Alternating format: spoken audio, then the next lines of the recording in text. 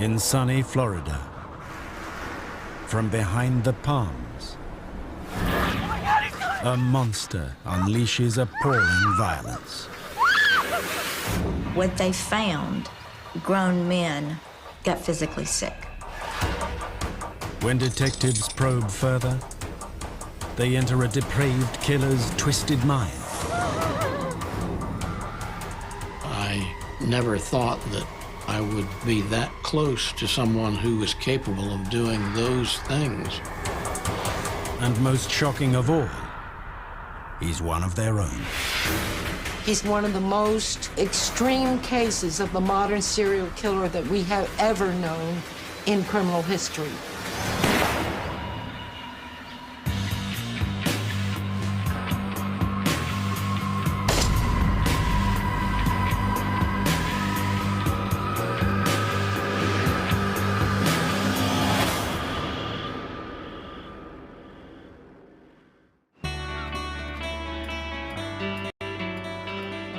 Martin County, Florida. The Sunshine State's hidden gem is blessed with miles of beautiful beaches lapped by crystal clear waters. Those of us that live here call it paradise because it's laid back. It's summer, 12 months out of the year. So you can just come here and be yourself. In the 1970s, young Americans flock here to soak up the sun and enjoy its relaxed atmosphere. Young people would come here simply because it was an oasis for them. The mix of fun-loving tourists and law-abiding locals makes for a peaceful life. Compared to many other places in Florida, it was fairly calm and quiet. We didn't have rampant crime, so it was a good place to be a law enforcement officer. One man sworn to serve and protect the people of Martin County is Sheriff's Deputy Gerard John Schaefer. He's a recently married 26-year-old college graduate and one of the sheriff's most promising new recruits. We were looking for educated young law enforcement officers who could get along well with the public, and Schaefer made a pretty good appearance. He looked passable in the uniform. A trained cop, Schaefer transferred from nearby Wilton Manors PD, with glowing references following a drugs bust. He had a letter of recommendation from his previous chief praising him for some work he had done. So we did hope that he would fit well and work well. And there's one more thing that makes Schaefer an ideal candidate. He's a local boy with intimate knowledge of Martin County's wild countryside. This area at that time period was very remote, but Schaefer knew the area.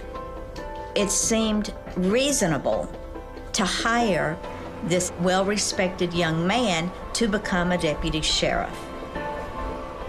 With intelligent young deputies patrolling the area, Martin County's reputation as a small piece of paradise looks assured. But in the summer of 1972, shocking news shatters its tranquility.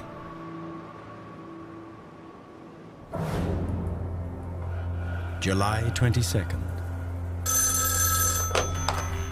Sheriff Crowder receives a phone call. It's from his new recruit, Deputy Schaefer. I'm sorry, boss. And he sounds worried. Yeah, I've done something foolish. He told me basically, he says, "You're really going to be mad at me. I've really messed up. I've done something very stupid." Schaefer tells his chief he'd wanted to teach two female hitchhikers about the dangers of accepting lifts with strangers. But in trying to do the right thing, he's overstepped the mark. I was trying to teach them a lesson. He told me he took the girls into the woods and tied them up. He left them there so that they would feel some fear. I've never had anyone call me and tell me things like that before. Schaefer says when he went back to check on the hitchhikers, they'd disappeared. He's in big trouble, and he knows it. Crowder orders Schaefer straight back to the sheriff's department and heads out to search for the girls. Nothing prepares him for what he's about to discover. Out on Hutchinson Island, Crowder finds the girls running for their lives. They are terrified. When I got out to that area, they were almost hysterical. I just cannot help but believe they actually feared that they were about to die. Oh my God! Deputy Schaefer's claim he was only trying to scare the girls is clearly not the full story. Right now. It was certainly much more sinister than the little rendition that Schaefer had given me over the telephone.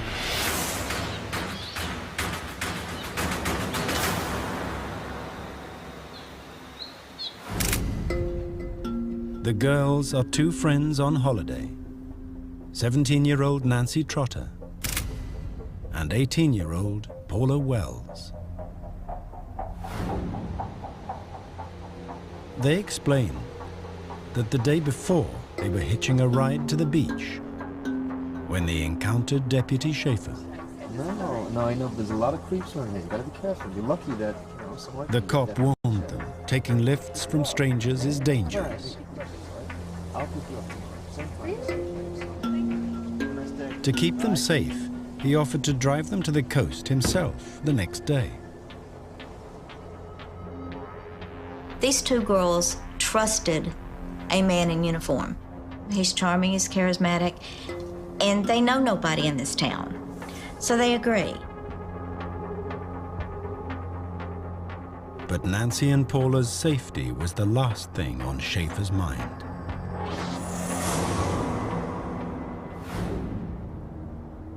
The girls tell investigators that the following day the deputy turns up as promised. But he's driving a civilian vehicle and is not in uniform. Schaefer explains he's working undercover. It's special observations. Nothing to worry about. Just get in the back, yeah? Reassured, Nancy and Paula get into his car. You all set? They don't head to the beach as promised. Instead, Schaefer drives them to a remote part of Hutchinson Island, where he subjects them to a terrifying nightmare. He slaps handcuffs on the girls Right now. Eyes forward, go straight ahead. and forces them into the dense undergrowth to a spot he has specially prepared. After he tied their hands, he tied a noose around their necks and tied that to the limbs of the tree. Schaefer forces Nancy and Paula to balance on the mangrove tree's slippery roots. One misstep and they'll die. If one of those girls had tripped and fallen off the way he had them perched on these roots, she could very easily have been killed. While the girls' lives hang in the balance, Schaefer torments and molests them. Then, suddenly he departs, leaving the hitchhikers balancing on the roots. Before he goes, he tells the pair what will happen to them when he returns. Schaefer told the girls that he would be back later to finish the job. And he told the girls that one of them would die. They just had to decide which one.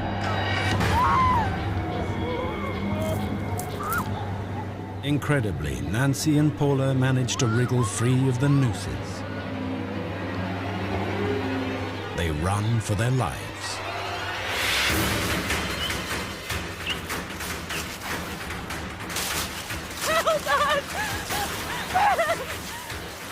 Had these two girls not been made of strong stuff, they would not have lived to tell the story, and Schaefer would have never been caught. Sheriff Crowder immediately fires his deputy and arrests him for abduction and aggravated assault. Schaefer is released on bail, his trial date set for 4 months' time. How could the promising deputy have done something so twisted? I never thought that in my career I would be that close to someone who was capable of doing those things that are pretty shocking and naturally very serious. I was certainly upset with him. I mean, how could you not be?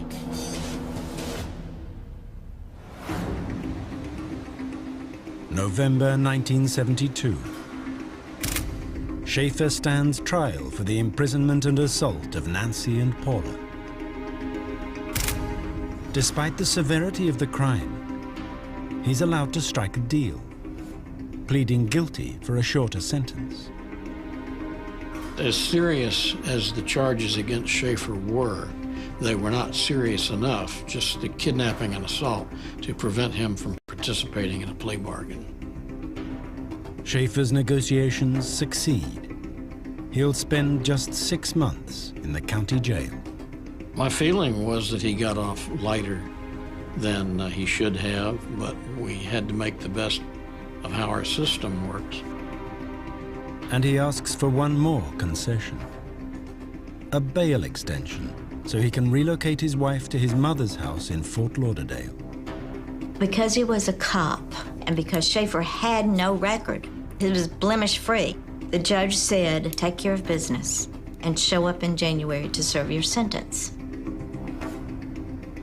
In total, Schaefer has 6 months of freedom before going to jail.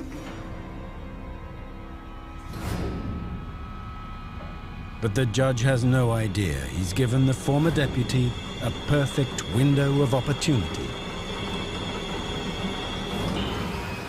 to satisfy the darkest urges of his twisted mind and commit the most depraved acts of violence.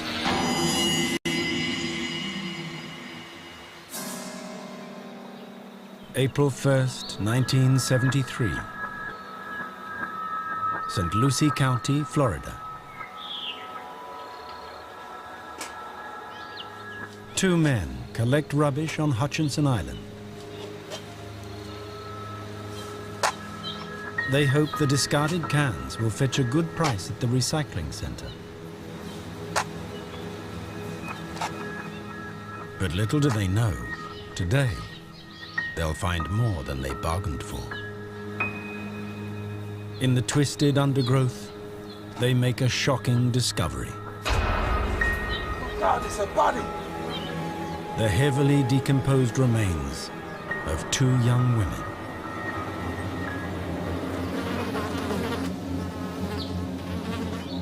What they found at this site, grown men got physically sick. The bodies had been hacked to pieces and then buried in shallow graves, and then the wildlife had dug them up. We've got to find someone.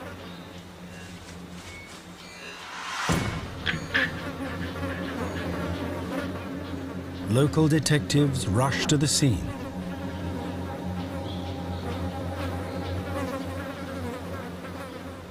It's impossible to tell when the victims were killed or how long their remains have lain undiscovered.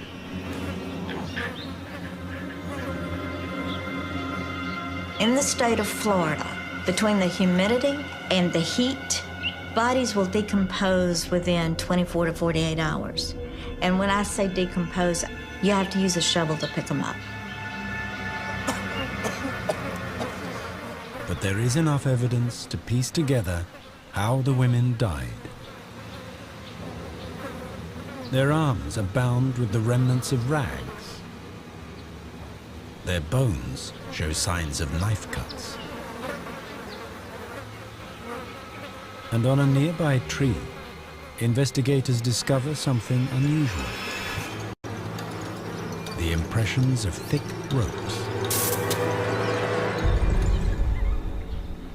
The only reasonable explanation for the marks was from someone with a noose around their neck trying to balance to keep from being killed via hanging. Detectives are certain the young women suffered a terrible fate. They had been tied up, put in nooses, and then slaughtered. It was the absolute worst crime that the investigators had ever seen in this county. To discover the victims' identities, detectives analyzed the evidence. Jawbone fragments match the dental records of 17-year-old Susan Place and her friend, 16-year-old Georgia Jessup.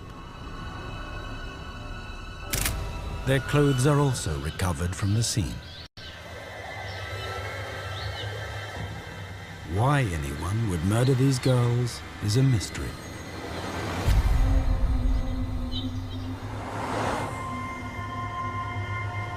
Searching for leads, investigators question Susan's and Georgia's parents.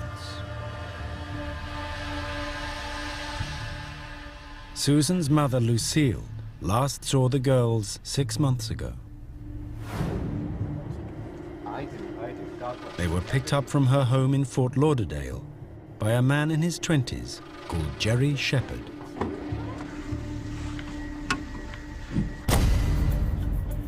Lucille had her doubts about this Gerard Schaefer, but Jerry assured her that he would not hurt the girls, that he would take very good care of her daughter, that his intentions were noble. When the girls failed to return home, their mothers turned sleuth. Among Georgia's possessions, they found a letter she'd written to Shepherd that had been returned to sender. The letter gives Shirley and Lucille an address to start the investigation of where their daughter might be. I mean, for all they knew, the girls were still alive. They had just run away. The mothers tell investigators they traveled to Shepherd's apartment 130 kilometers away in the town of Stewart, and soon discovered he was not who he had claimed to be. They meet the apartment manager, and the apartment manager explains to them that there's no Gerard Schaefer there, that the person that lives there is Gerard John Schaefer. The manager then revealed why Schaefer no longer lived at the address. The manager says that he is in jail for molesting 2 young women on South Hutchinson Island.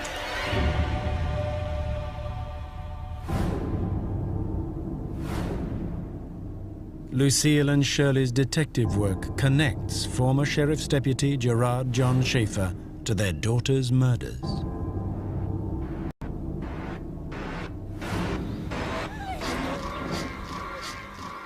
He is serving time in prison for the kidnap and assault of hitchhikers Nancy Trotter and Susan Wells 8 months earlier.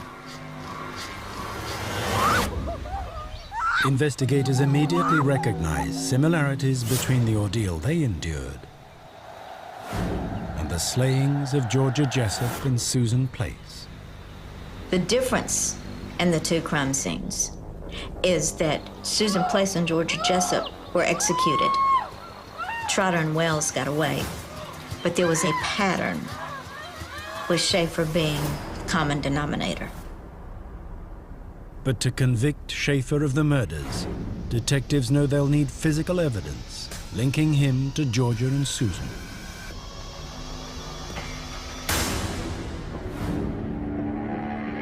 The former cop's wife, Teresa, provides the connection.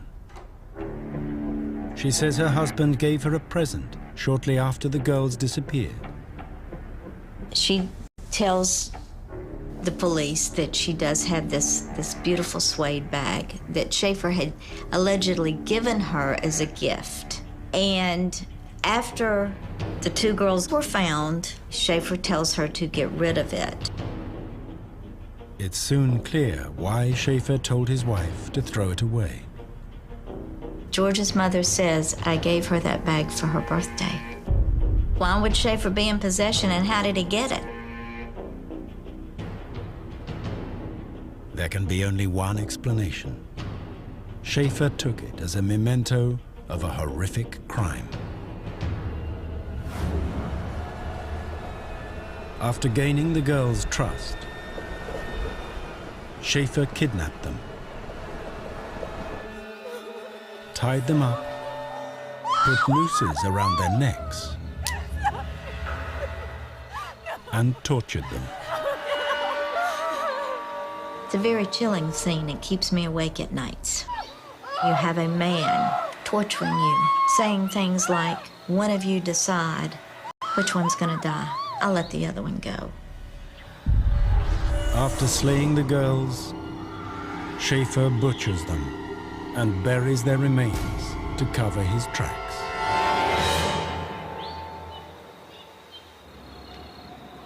But this scenario has a crucial flaw. Schaefer seems to have the perfect alibi. When Susan and Georgia's bodies are discovered, Schaefer is behind bars for kidnapping. The question is, how could Schaefer have committed the second crime when he's been in jail since January 1973? It's impossible for him to be in two places at once. But there is a window of opportunity during which he could have carried out the murders. I do. God bless. Okay, have a good evening, yeah? Susan's mother says Schaefer picked up the girls on September 27th, 1972. All right, you all set? 2 months after he was released on bail. A chilling realization dawns on investigators. During his 6 months of freedom before being locked up, Schaefer turned killer. He got his wife situated, he got his affairs in order, and he committed an execution.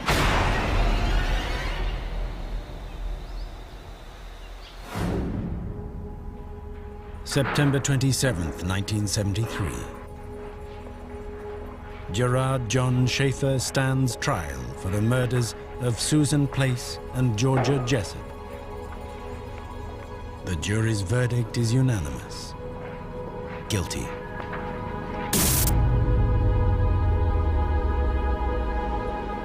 The judge sentences Schaefer to 2 consecutive life terms in prison. But Florida's homicide detectives suspect they haven't heard the last of him. The unique way Schaefer kills suggests Susan and Georgia were not his first victims. He had experience doing this, he had skills in doing this, and he'd probably been doing it for a while. It would seem extremely unlikely that John Schaefer only ever killed 2 women. Acting on their theory, detectives hunt for clues connecting Schaefer to missing persons cases across Florida. They learn, before his incarceration for the kidnap of Susan Wells and Nancy Trotter, Schaefer moved his personal belongings to his mother's house. There, investigators make a series of shocking discoveries. Hidden in a box is a collection of disturbing stories handwritten by Schaefer. Grim tales describing sickening violence against women, many with grotesque illustrations. They were filled with hate, sexual violence, pornographic writings that would make even the most hardened human being violently ill. It's possible they're fantasies, merely the imaginings of Schaefer's warped mind. But investigators notice a troubling theme. In all of the stories, Schaefer talks about nooses, tying the victims up, torturing them, just mentally breaking down his victims to nothing. Is it possible Schaefer's writings are not just stories, but accounts of real murders? His way of remembering past crimes.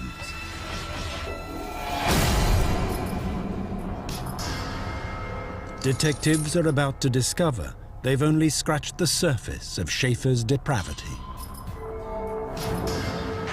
Buried in his past is a trail of horrific crimes that could make him one of the most prolific serial killers in American history.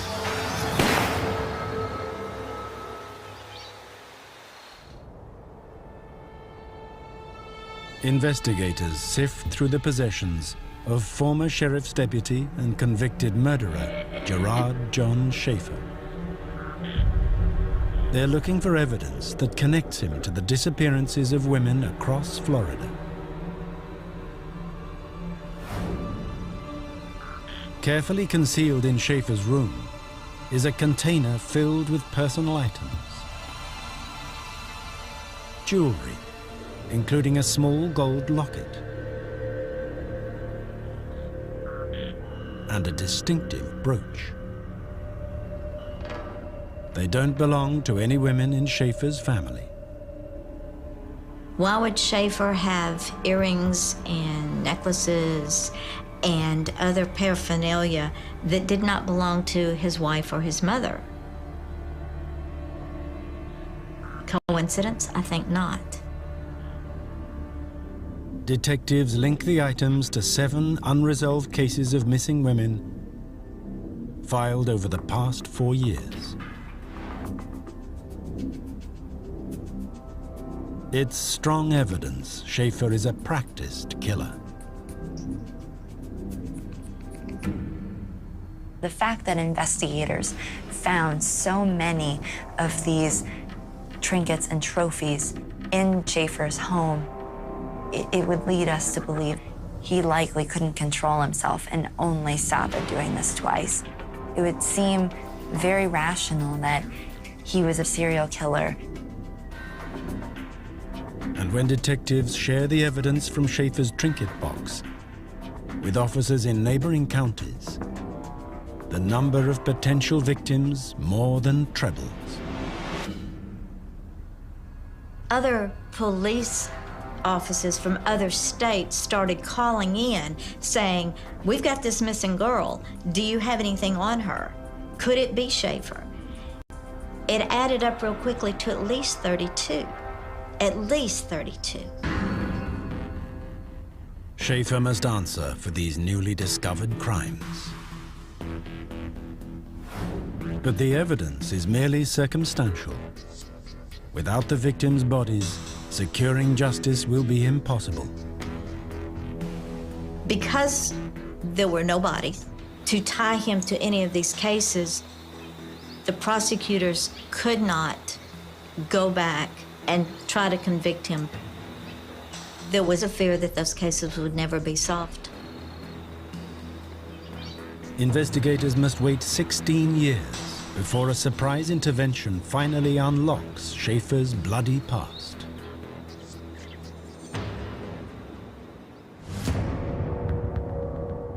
February 1989, Florida State Prison. Schaefer receives a letter from an author called Sondra London. she's fascinated by his story and his graphic accounts of murdering women. She wants to write a book about his crimes, exploring the inner workings of a killer's mind. Schaefer agrees to collaborate. But Sondra's interest is more than just professional. It's deeply personal. She knew Schaefer back in high school. He was her boyfriend. How could you know someone so very well, so intimately, for so long, and have absolutely no idea that they have a separate life of sex and violence and depravity, and you have no clue? Back in 1964, Schaefer seemed the perfect catch. He's tall, good-looking, blonde hair, blue eyes, and he showed every sign of having every social skill that you could want. But as their relationship developed, Sondra's blue-eyed boy revealed glimpses of his dark side. On one occasion, he flew into a rage over a girl on his street. He believed she was taunting him by stripping in her bedroom window. And he said, that's where Lee Hainline undresses for me. She knows I'm watching. And he said, I'm gonna put a stop to that. I will never forget the emotion that was bound up there. Sondra didn't realize her boyfriend put women into two distinct groups. Schaefer classified people into two categories: virgins and whores. Anyone who he could see flaws in, you were a whore, and he would find you perfect target to use for his dark secrets, for his torture and murder. And Schaefer considered the girl in the window, Lee Hainline, no virgin. All of a sudden, Lee became a whore. Lee became somebody that he absolutely hated. Lee disappeared. Lee went missing in 1969. Police find no trace of her for 9 years. Then her skull is discovered in a canal north of Fort Lauderdale. It is punctured with bullet holes. When investigators cross-reference their evidence files, they make a shocking discovery. Among the personal items found in Schaefer's trinket box was a locket engraved with a distinctive name: Lee. Her name was spelled oddly. It was spelled Leigh. And her parents did ID that the locket was indeed hers. Taking all of that circumstantial evidence together, it could be possible that Schaefer murdered Lee. If Schaefer did kill her, it means he was already a murderer before he became a police officer.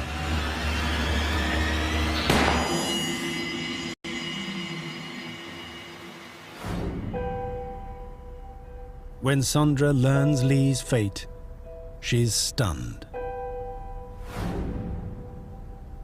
She realizes at any point in their relationship, Schaefer could have killed her. I remembered him being angry at me, and that could have been me. As with the other missing women, Lee Hainline's remains do not yield any evidence linking the former sheriff's deputy to her murder.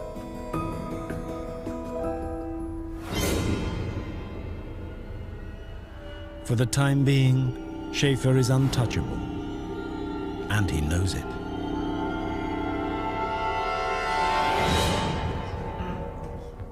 "20 years after Lee's slaying, Sondra sits down with her former boyfriend. You got my letter, and It's clear he still revels in the misery he's inflicted on his victims.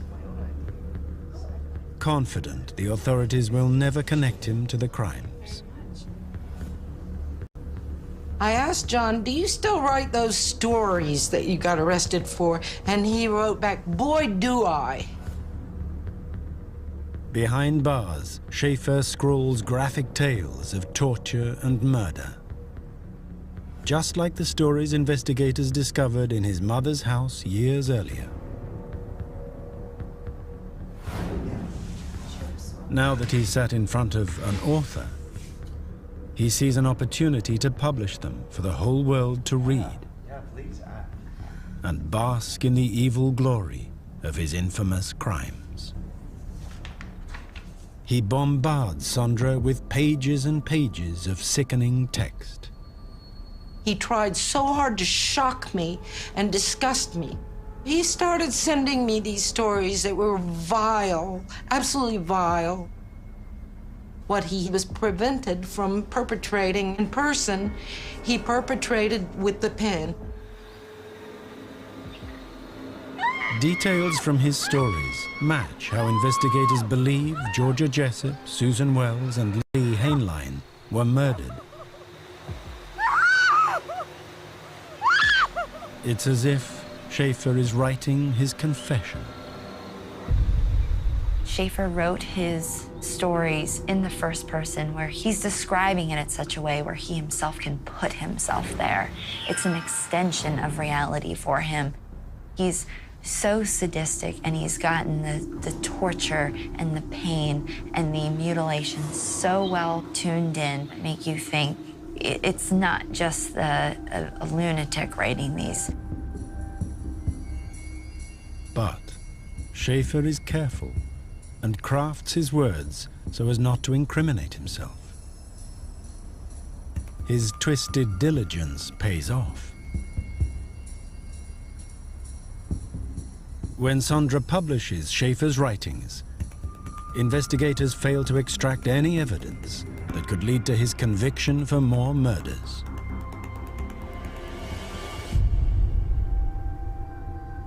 You can logically place Schaefer at those crime scenes. However, there is no physical evidence to place him at those crime scenes, except for the book that he says is fiction. It appears Gerard John Schaefer may never be held accountable for the pain, torture, and murder investigators believe he's perpetrated. But Schaefer's story is not finished. His arrogance will ultimately prove his undoing and expose the horrifying scale of his evil.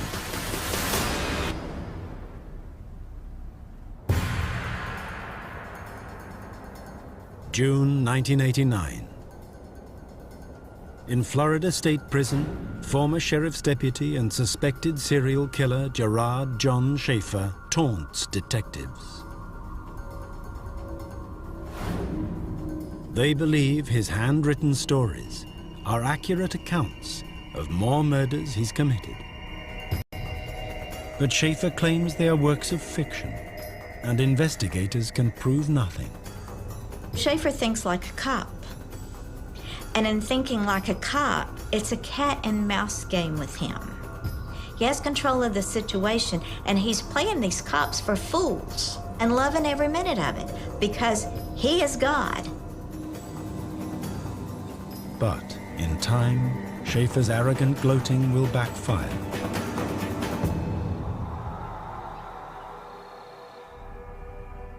After Sondra London publishes her book about Schaefer's stories, he begins writing her revealing letters.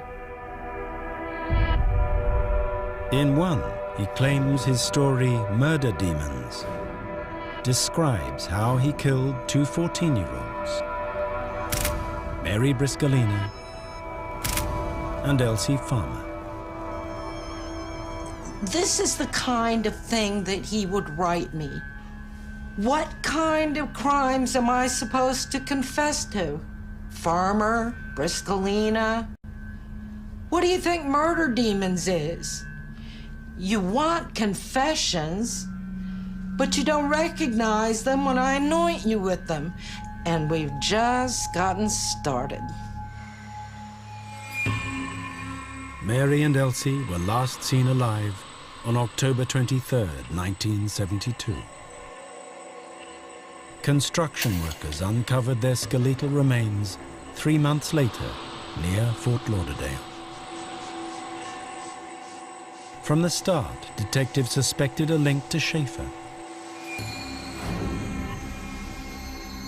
Mary Briscalina's distinctive brooch was one of the many women's personal items found in Schaefer's bedroom.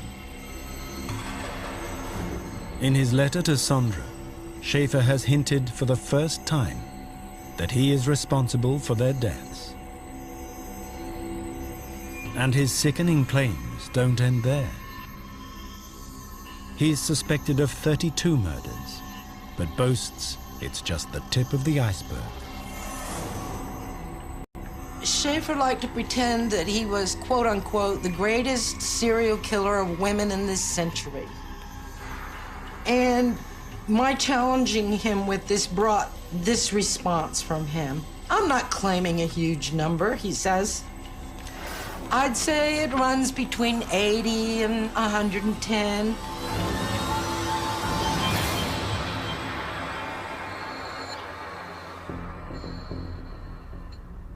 Reflecting on the shocking details of Schaefer's letters, Sondra realizes the former deputy has finally slipped up. The letters are admissions of guilt, and she must hand them over to investigators. I began to reach the conclusion that I had in my hand actual murder confessions, no matter what he called them, and that there were going to be a lot of cases that might possibly be able to be closed. Schaefer's correspondence with Sondra stuns detectives. After careful analysis of the letters, they reopen 3 cases of missing women they suspect Schaefer of killing. Detectives plan to confront him with his own words, get him to crack, and reveal the whereabouts of his missing victims. This would give the families closure. They would understand that their children will never come home. And with all of these cases, the mothers always had hope.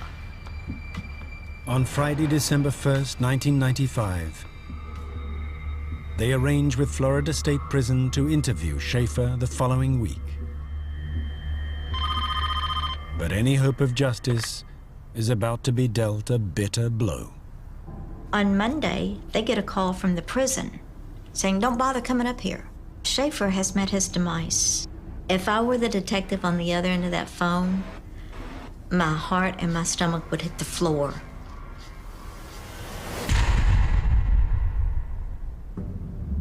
The day before, Schaefer was brutally attacked by his cellmate for ratting out his fellow prisoners. He stabbed Schaefer 18 times in each eye. He cut Schaefer from his left ear to his right ear across his mouth. The message is, snitches no longer see, snitches no longer talk, snitches die. Investigators' hopes of recovering the missing victims have been dashed. Schaefer has the last laugh. Schaefer carries to the grave confessions, maybe where the bodies were. Lots of anger, because we're right back where we started. Cold cases that will probably never be closed now. But for some, his brutal death is a fitting end to a despicable man. When I found out that Schaefer had been killed, it was like a horrible stink had just drifted out the window, and for the first time in years, I could breathe fresh air.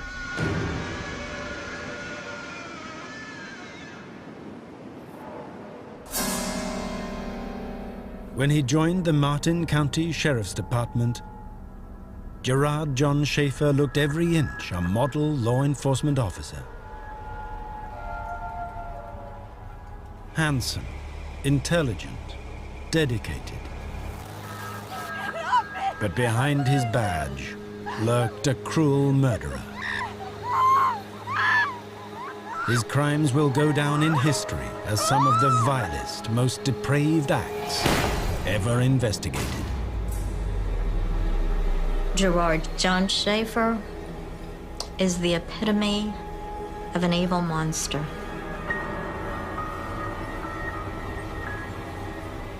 When I look into his eyes, the man has no soul. He has no conscience.